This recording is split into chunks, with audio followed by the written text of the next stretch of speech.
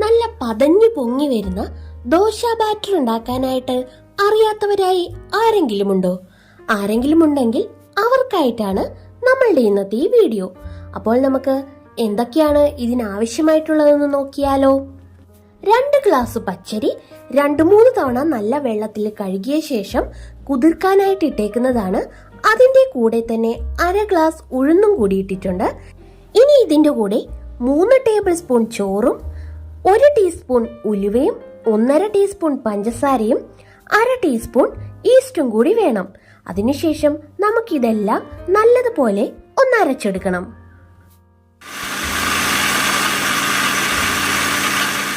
ഇപ്പോൾ നമ്മൾ ദോശമാവ് മുഴുവൻ അരച്ചെടുത്തിട്ടുണ്ട്. ഇത് നമ്മൾ ഒരു വലിയ പാത്രത്തിലേക്ക് മാറ്റണം. കാരണം ഇത് പുളിച്ചു പൊങ്ങുമ്പോൾ അല്ലെങ്കിൽ പുറത്തേക്ക് പോകും. അപ്പോൾ നമ്മൾ ഇതിനി പുളിക്കാനായിട്ട് മാറ്റിവെക്കാം. ഇപ്പോൾ ഏകദേശം 5 മണിക്കൂർ കഴിഞ്ഞപ്പോൾ തന്നെ നമ്മുടെ ദോശമാവ് ഇതേപോലെ നല്ലതുപോലെ പൊങ്ങി വന്നിട്ടുണ്ട്. അതുകൊണ്ട് തന്നെ അരച്ചു വെച്ച് കഴിഞ്ഞ ഒരു 4-5 മണിക്കൂർ ആകുമ്പോഴത്തേനും തന്നെ ഒന്ന് തുറന്നു നോക്കുക. കാരണം ചിലപ്പോൾ ഇവിടെയൊക്കെ ഇപ്പം നല്ലതുപോലെ 5 മണിക്കൂർ കൊണ്ട് മാവ് പുളിച്ചു പൊങ്ങി വരും. ഇപ്പം കാണുമ്പോൾ തന്നെ അറിയാം നല്ലതുപോലെ പതഞ്ഞ് പൊങ്ങി വന്നിട്ടുണ്ട്. അപ്പോൾ ഇത്രയേ ഉള്ളൂ. വളരെ സിമ്പിളാണ് നമ്മളുടെ ദോശമാവ് റെഡിയാക്കാനായിട്ട്. നമ്മൾ ദോശ ഉണ്ടാക്കുന്നതിന് മുൻപായിട്ട് ഇതിലേക്ക് ആവശ്യത്തിന് ഉപ്പ് കൂടി ചേർത്ത് കൊടുക്കുക. ഇനി നമ്മൾക്ക് ഇഷ്ടമുള്ള തരത്തിൽ ദോശ ചുട്ടെടുക്കാവുന്നതാണ്. ഞാനിപ്പോൾ ഇവിടെ നല്ല ക്രിസ്പി ആയിട്ടുള്ള ദോശയാണ് ഉണ്ടാക്കുന്നത്. മാവിതേ ദോശക്കല്ലിലേക്ക് ഒഴിച്ചു കൊടുത്തു. നല്ലതുപോലെ ഒന്ന് പരത്തിയെടുത്ത ശേഷം ഇതിലേക്ക് കുറച്ച് എണ്ണയോ നെയ്യോ നമുക്കിഷ്ടമുള്ളത് ആക്കി കൊടുക്കാം. ഞാനിപ്പോൾ ഇതിലേക്ക് കുറച്ച് എണ്ണയാണ് ഒഴിച്ചു കൊടുക്കുന്നത്.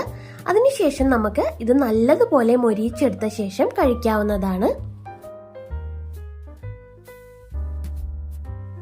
അപ്പോൾ നമ്മളുടെ ക്രിസ്പി ദോശ ഇവിടെ റെഡി ആയിട്ടുണ്ട്. നിങ്ങളുടെ ഒക്കെ വീട്ടില് ദോശമാവ് തയ്യാറാക്കി എടുക്കുമ്പോൾ പുളിച്ചു പൊങ്ങി വരുന്നില്ലെങ്കിൽ ഇതേപോലെ ഒന്ന് തയ്യാറാക്കി നോക്കുക.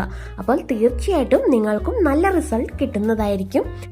ഈ ദോശ നമുക്ക് ഏതു തരം ചട്നിയുടെ കൂടിയും കഴിക്കാവുന്നതാണ്.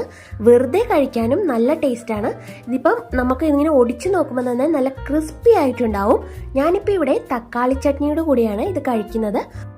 ഇന്നത്തെ വീഡിയോ എല്ലാവർക്കും യൂസ്ഫുൾ ആയെന്ന് വിചാരിക്കുന്നു. ഈ വീഡിയോ നിങ്ങൾക്ക് ഇഷ്ടമായെങ്കിൽ ലൈക്ക്, ഷെയർ ആൻഡ് സബ്സ്ക്രൈബ്.